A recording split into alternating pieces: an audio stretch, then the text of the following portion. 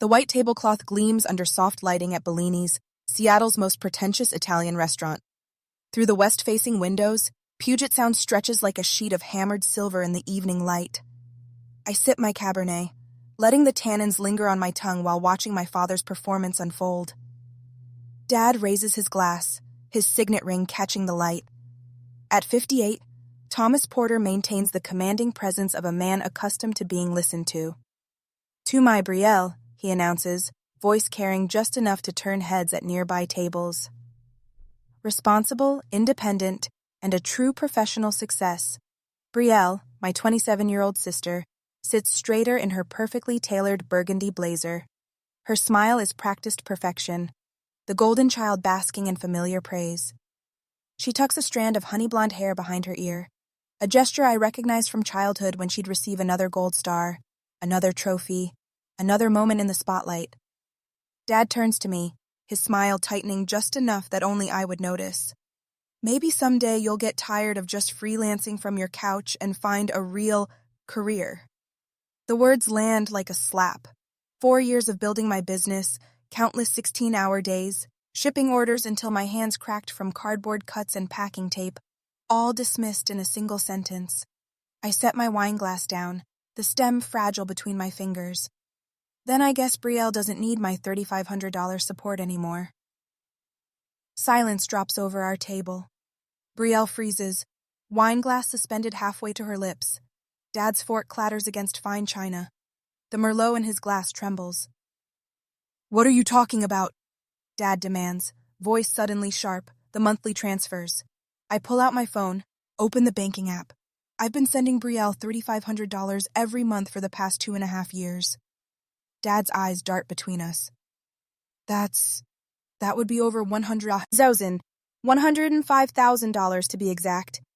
I slide the phone across the table, showing the transaction history, so Brielle could maintain the illusion of success.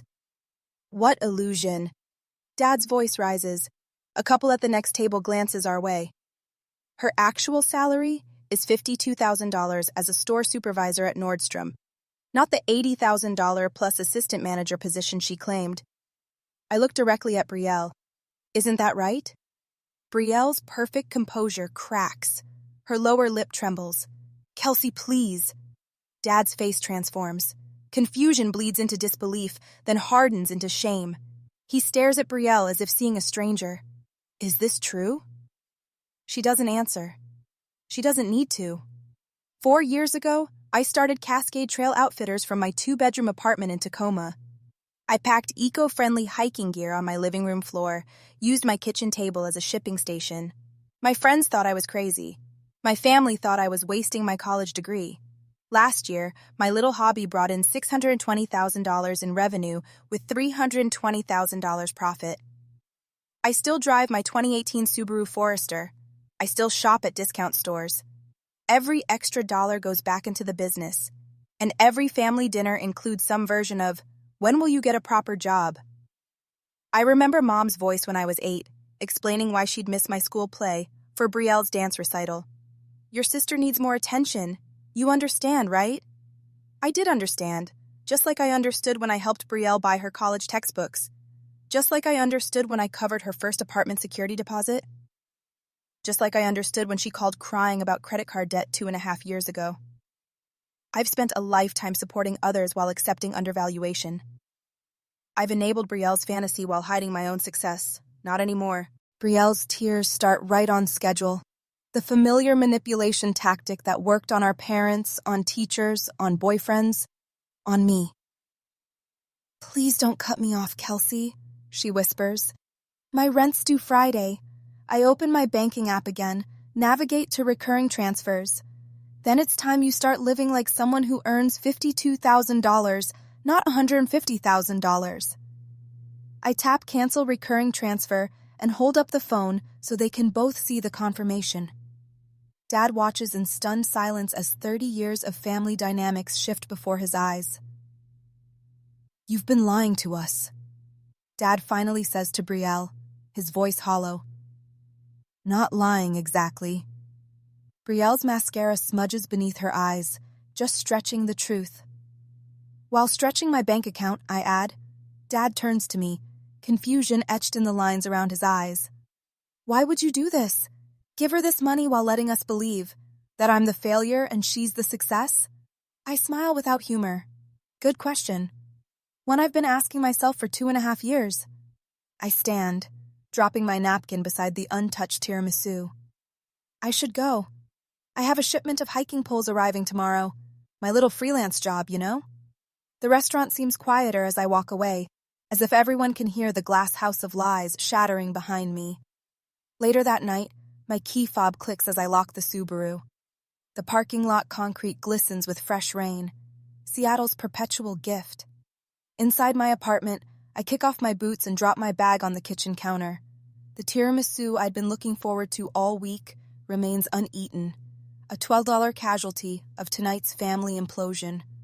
The clock on my microwave reads 9:17, too early for bed, too late to pack orders. My mind refuses to settle after the restaurant scene.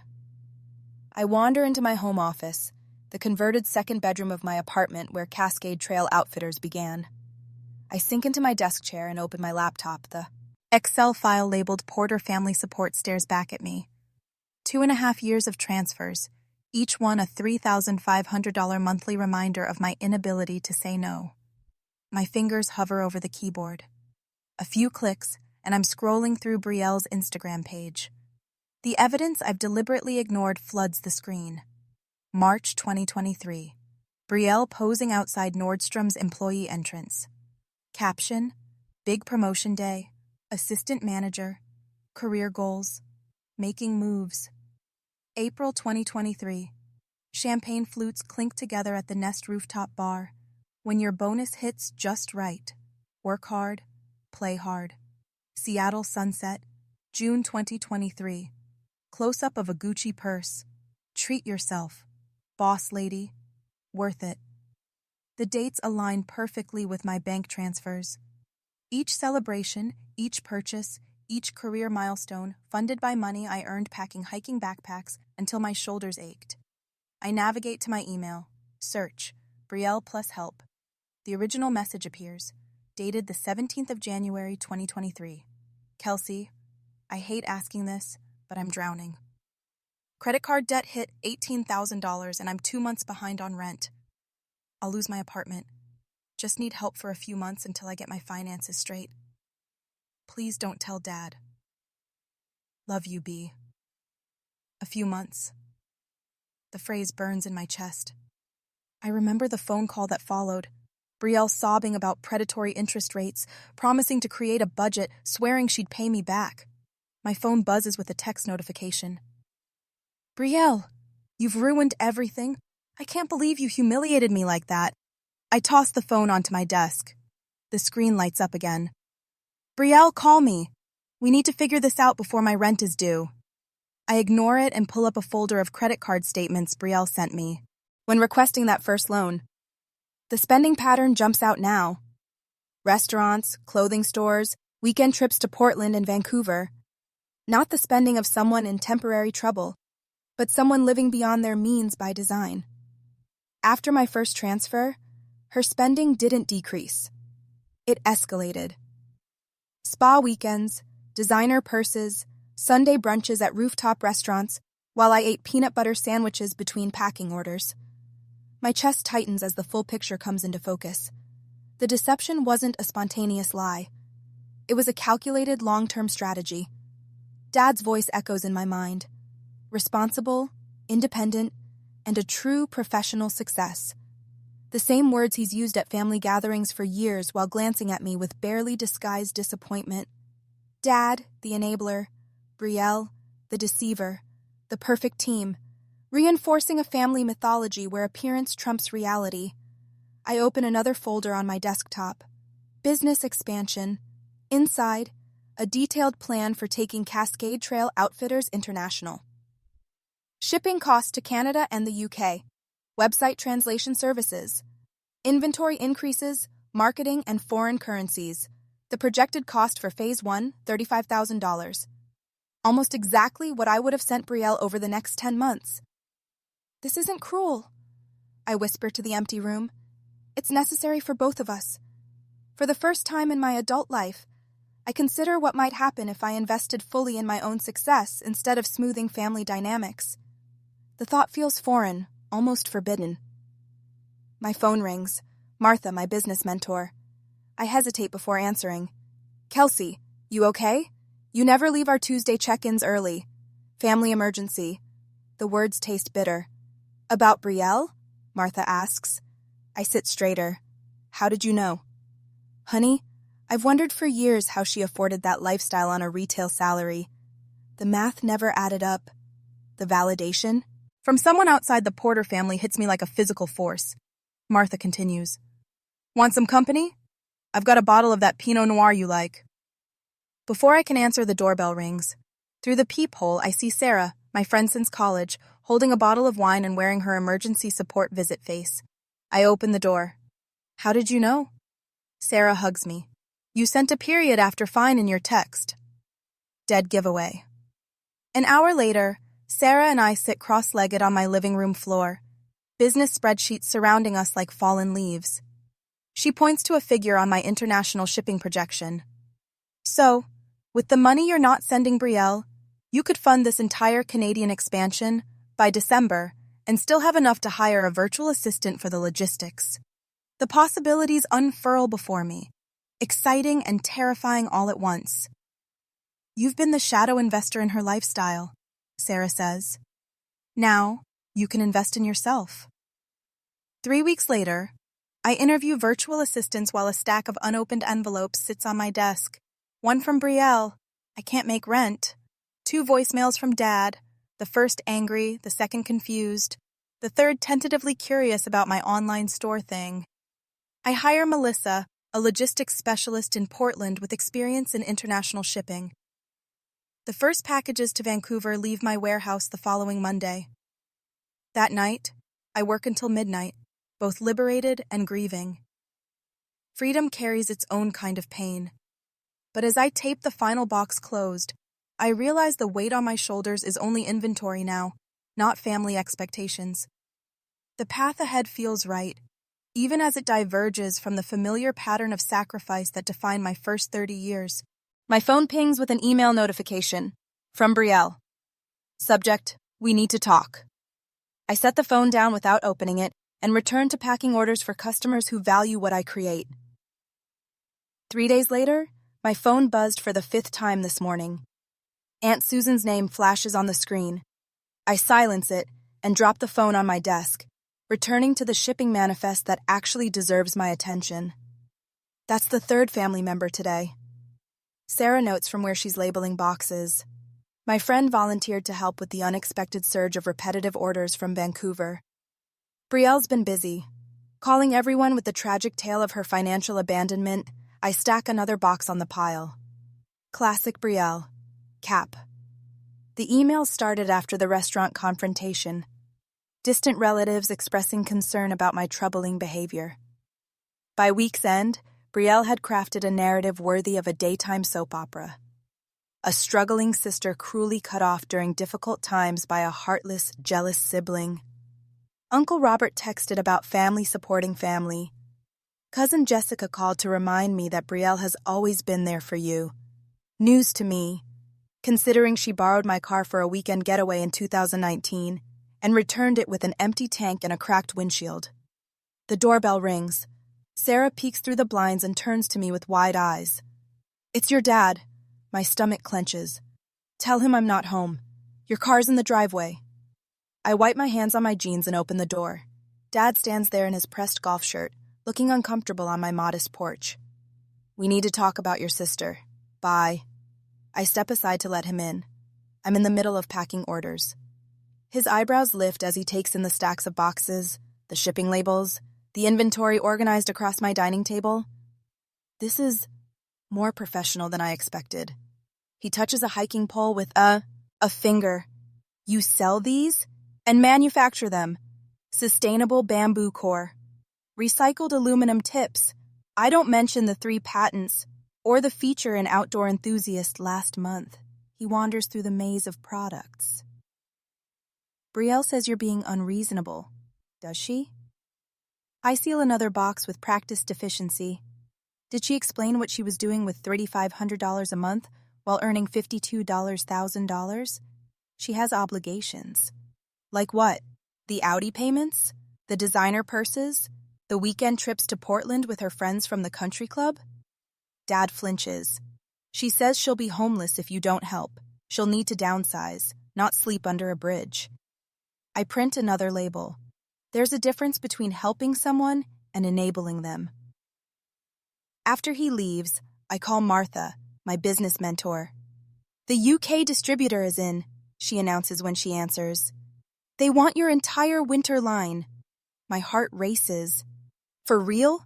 30% more than we projected. Her voice brims with excitement. This means you can lease that warehouse space we looked at.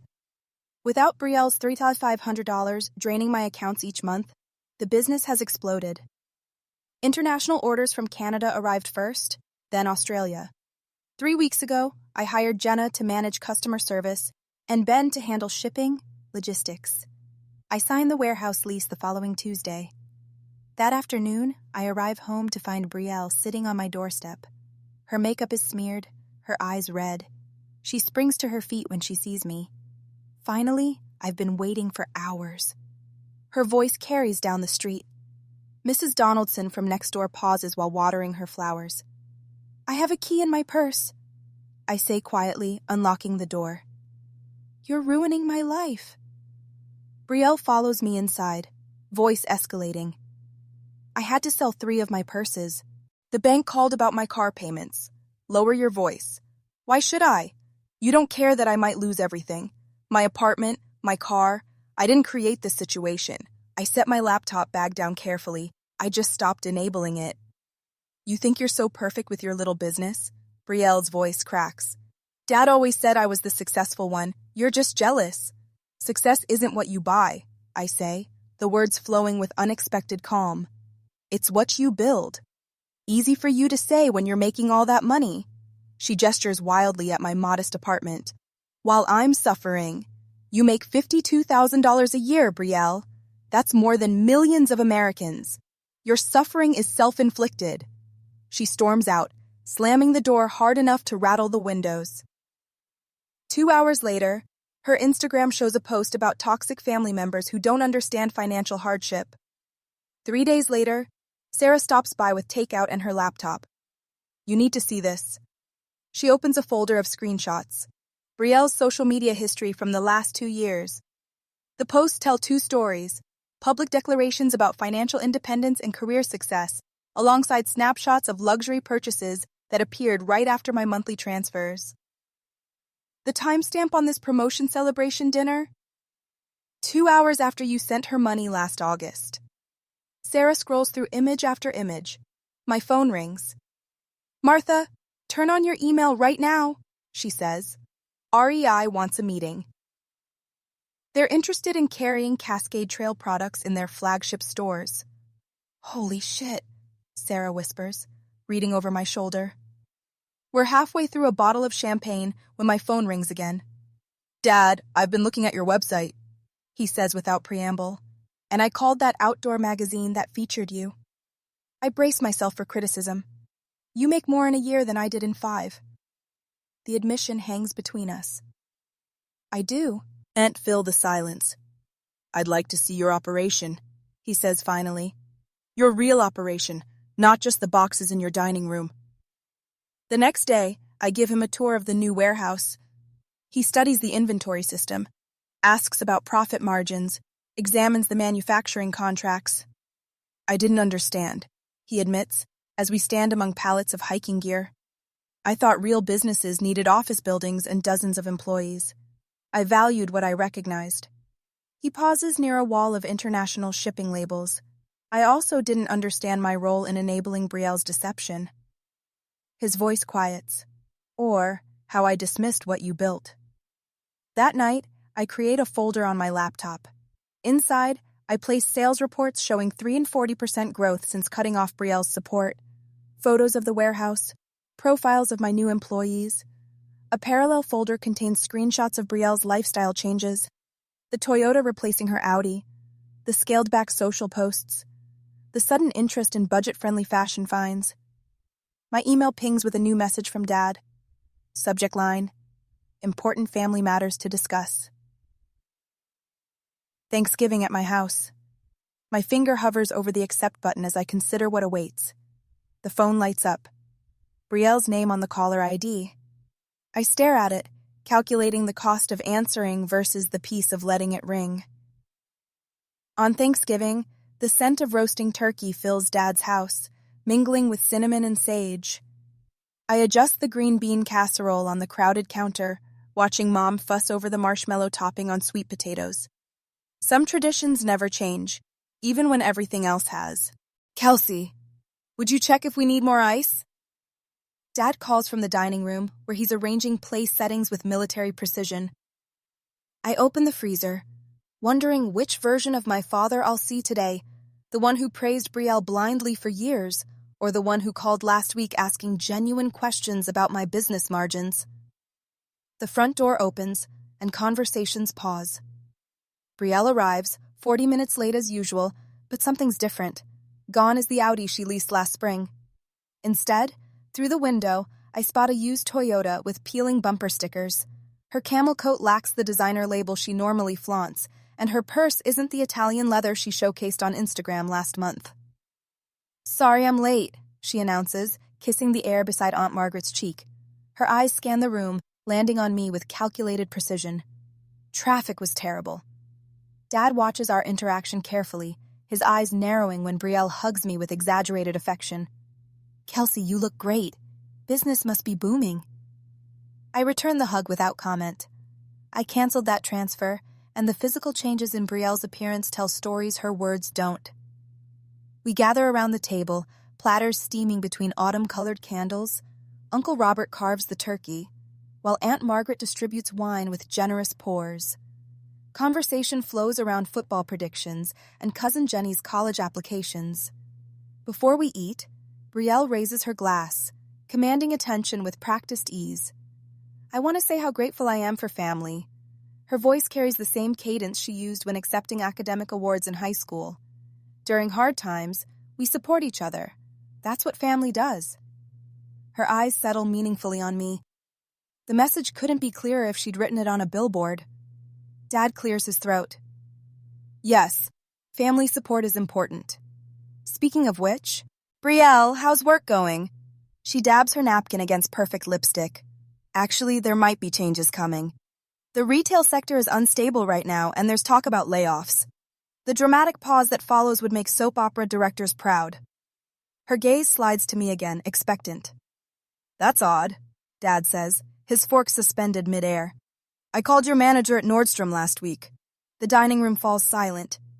Even Uncle Robert's knife stops mid-slice. You did what? Brielle's voice pitches higher. I spoke with Karen Wilson. Interesting conversation. Dad sets down his fork with deliberate care. She mentioned you've been a store supervisor for 3 years, never an assistant manager. Color drains from Brielle's face. Dad, why would you? Because I wanted to understand. His voice holds no anger, only weariness. Since that dinner at Bellini's, I've been investigating what else I believed without question. Aunt Margaret leans forward, eyes darting between them. What's going on, Thomas? Ask Brielle, Dad says, about her corporate success stories. All eyes turn to my sister. Her fingers tremble against her water glass. The economy's been difficult, she attempts, voice wavering. Everyone stretches the truth on social media. Stretches the truth? Uncle Robert repeats, eyebrows climbing toward his receding hairline. You mean those Facebook posts about your corporate success weren't true? The executive retreats in Vancouver? It wasn't exactly untrue, Brielle defends. I was working toward that position. Aunt Margaret studies Brielle's wrist where a watch glints in the candlelight. So Kelsey paid for this? She turns to me. You've been supporting her? I nod once, unwilling to pile onto Brielle's crumbling facade. For a while. Over $100,000, Dad adds, voice flat, while we all praised Brielle's success and dismissed Kelsey's business as a hobby. Brielle's eyes well with tears, a response I've seen countless times since childhood. The waterworks that charmed teachers, placated boyfriends, and loosened Dad's wallet. Today, they only deepen the damage. I never asked to be compared to Kelsey, she says, voice catching. I just needed help getting established. Established? Uncle Robert snorts. Kelsey built a business from her apartment floor while you spent her money on wet designer watches.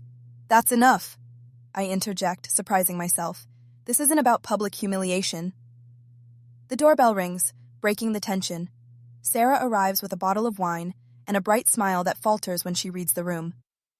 Sorry I'm late, she says, sensing the atmosphere. Traffic was terrible on I-5.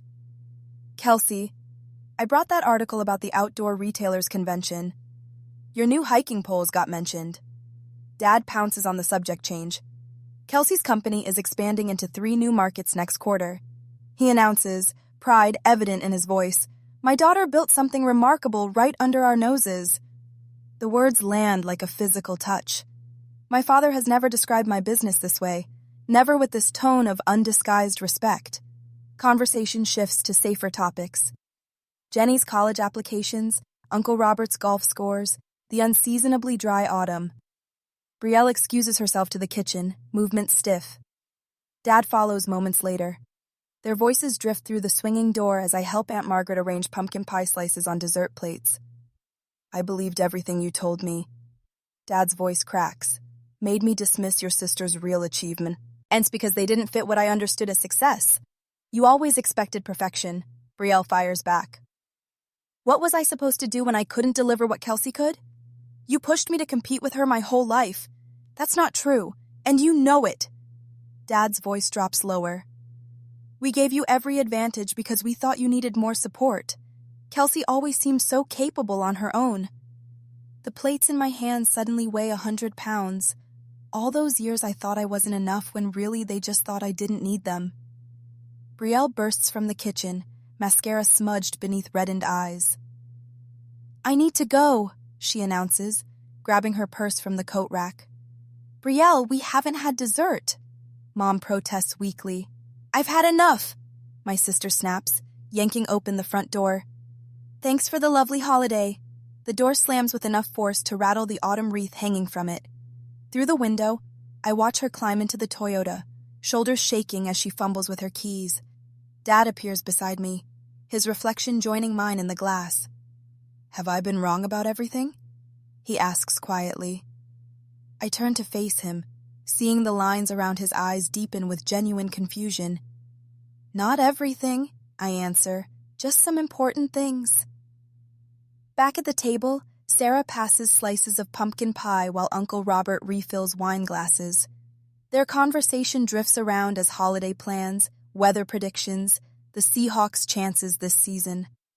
Dad clears his throat, waiting for the table's attention. I'd like to propose a toast, he says, lifting his glass, to seeing people as they truly are, not as we need them to be. Our glasses meet over the scattered remains of Thanksgiving dinner, and for the first time in years, I feel fully seen at my father's table. The Christmas tree in Dad's living room sparkles with the same vintage ornaments he's hung since I was 5. Voices drift from the kitchen, where Aunt Margaret arranges her signature sugar cookies on Mom's old serving platter. Through the bay window, snow dusts the lawn like powdered sugar. I adjust the lid on the wooden box I brought, wondering if I've made the right decision. 2 weeks before Christmas, and the family has gathered for our traditional pre-holiday dinner. Perfect timing for Brielle's latest performance. Everyone? Brielle stands in the archway between the living room and dining room, her voice carrying that practiced lilt that once fooled everyone. I have an announcement. The room quiets. Uncle Robert lowers his eggnog. Cousin Stephanie stops arranging presents.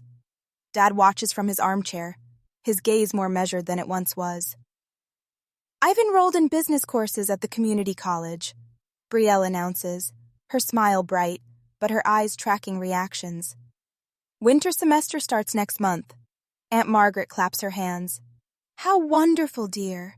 I reach for my sparkling water, avoiding eye contact. It's not cheap, though. Brielle continues. voice softening to that familiar tone that signals a request is coming. The books alone are almost $400, and there it is. The subtle implication hovers in the air like cigarette smoke. Just a little help needed. Just this once, especially since it's for education. Dad shifts in his chair. Unlike the old days, he doesn't immediately reach for his wallet. Instead, he watches me, waiting. Aunt Margaret slides onto the couch beside me, her hand patting my knee. Family helps family, Kelsey, especially during Christmas. The scent of her white shoulders' perfume fills my nostrils as she leans closer. It's just textbooks, nothing extravagant. Uncle Robert clears his throat from across the room. You've done well for yourself lately. Surely you could spare a little for your sister's education. His glasses slide down his nose as he peers over them at me. Christmas spirit and all that. My throat tightens. The familiar pressure builds the expectation that I'll cave, that I'll write another check, that I'll keep the peace. Brielle stands near the fireplace, her posture carefully crafted to appear humble. The oversized cashmere sweater is new Target, not Nordstrom, her first concession to her actual budget. Her expression reads as someone trying to improve herself, someone worthy of investment. Every eye in the room watches me, waiting for my response. The weight of their expectations presses against my chest. Actually, I say, standing up, I'd like everyone's attention for a moment. I walk to the dining room table and open my laptop. The screen illuminates with the presentation I've prepared. Brielle, I'm glad you're interested in business education. My voice steadies as I turn the laptop toward the room. I have something better than textbook money to offer. But, with a click, the first slide appears the Cascade Trail Outfitters logo, beside REI's familiar emblem. Last week, I finalized a partnership with REI. Cascade Trail Outfitters will have dedicated floor space in 3 of their flagship stores starting in February. I advanced the slide, revealing growth charts with an upward trajectory that began precisely when I stopped the transfers to Brielle. Since redirecting my resources back into my business, we've seen 340% growth in just 6 months. Aunt Margaret's mouth forms a perfect O. Uncle Robert removes his glasses entirely. I click through photographs of the new warehouse, smiling employees, packing orders, expanded product lines. So, instead of money for textbooks, I'm offering you a paid internship in business operations. I look directly at Brielle. You want to learn business? Learn from someone who built one. The room falls silent. Dad leans forward in his chair, his eyes fixed on the screen displaying my quarterly revenue reports. This is remarkable, Kelsey, he whispers, pride creeping into his voice for perhaps the first time in my adult life. Brielle's face cycles through emotions, surprise, embarrassment, calculation, then outrage. I can't work for my sister, she blurts, cheeks flushing. It would be awkward. Dad stands, his voice firm in a way I haven't heard directed at Brielle before. It's a legitimate opportunity. Take it or leave it. The family witnesses this clear choice. Authentic help versus financial enabling. And even Aunt Margaret seems to understand the distinction. Brielle's shoulders slump slightly. When would I start? Flexible hours around your classes, I explain. Real mentorship, modest salary, actual experience you can put on a resume? I'll think about it, she mumbles. That's fair, I say, closing my laptop. Dad approaches, resting his hand on my shoulder. I've been introducing Kelsey to friends as my entrepreneur daughter. He announces to the room, his voice carrying more than necessary. Should have done it years ago. Uncle Robert peppers me with questions about small business loans. Aunt Margaret asks if I can recommend investment options for her retirement account. Cousin Stephanie wants to know if I have any openings in marketing. Brielle retreats to the kitchen, the spotlight having shifted completely away from her for perhaps the first time at a family gathering at R. As we gather around the table, Dad raises his glass. To the future of our family, may we all learn from Kelsey's perseverance and honesty. Beneath the table, Brielle's hand finds mine, Not grabbing, not demanding, but a gentle acknowledgement. When I look at her, something has shifted in her eyes. Something real. "I'll start after New Year's," she whispers, "if the offer still stands." I squeeze her hand once before letting go. It does. The wooden box I brought sits by my plate inside. A business planner with Brielle's name engraved on the cover and a keycard to the warehouse office. Not a handout, but a hand up. Dad catches my eye across the table and nods once. A small gesture carrying the weight of 30 years of misunderstanding finally set right. The Christmas lights reflect in the window behind him. Stars in a dark universe finally aligned. 6 months later, the giant red scissors feel substantial in my hands as I stand before the glass storefront of Cascade Trail Outfitters' first flagship location in downtown Seattle. A crowd has gathered loyal online customers, local business owners, and a reporter from the Seattle Business Journal who's writing a feature on eco-friendly success stories. "Ready?" Martha whispers beside me, her silver hair catching the spring sunshine. I nod, scanning the crowd until I find them. Dad and Brielle, standing side by side near the front. Dad gives me a thumbs up. Brielle offers a genuine smile, no trace of the practiced perfection she once maintained. Her honey blonde hair is pulled back in a simple ponytail, and she wears a Cascade Trail Outfitters staff polo earned, not gifted. The ribbon parts with a satisfying snick. Applause erupts as photographers capture the moment. "Congratulations," the business reporter says, extending her hand. "Your company's growth trajectory is remarkable, especially in the last 6 months. What changed?"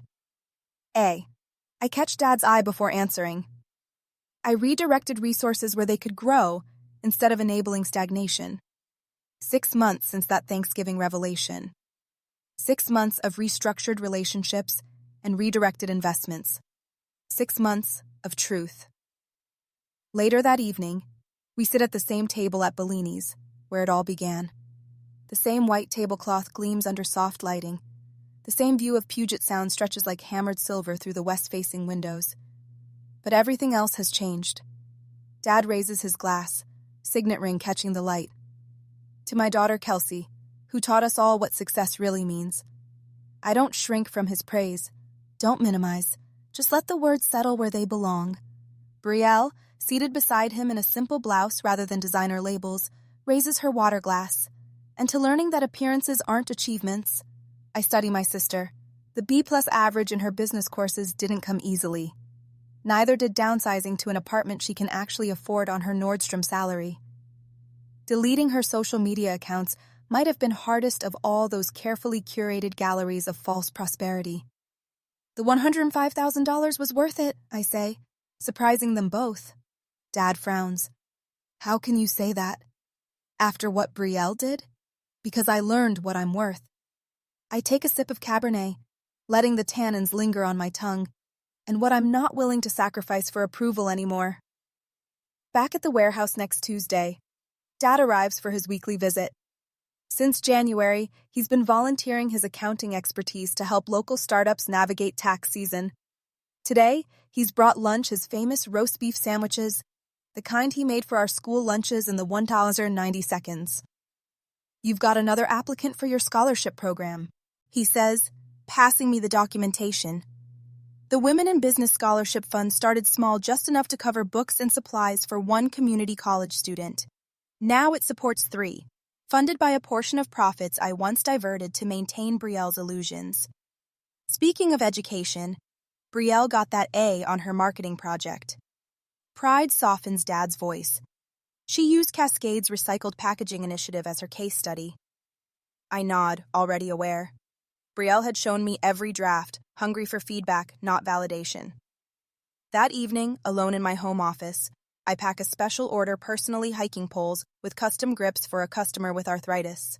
Some orders I still handle myself, a reminder of where I started. My phone chimes with a banking notification. Transfer received. $500 from Brielle Porter. Memo. First repayment. A small gesture, but one that represents a massive shift. I smile, filing the digital receipt in a folder marked New Beginnings. Sometimes, the sweetest revenge isn't humiliation. It's the quiet moment when the truth finally speaks for itself. When the narrative you've lived under for decades crumbles, replaced by something authentic. When you realize standing firm on your boundaries didn't end relationships, it transformed them into something honest. And in that honesty, something unexpected blooms. Not resentment, not superiority. Freedom.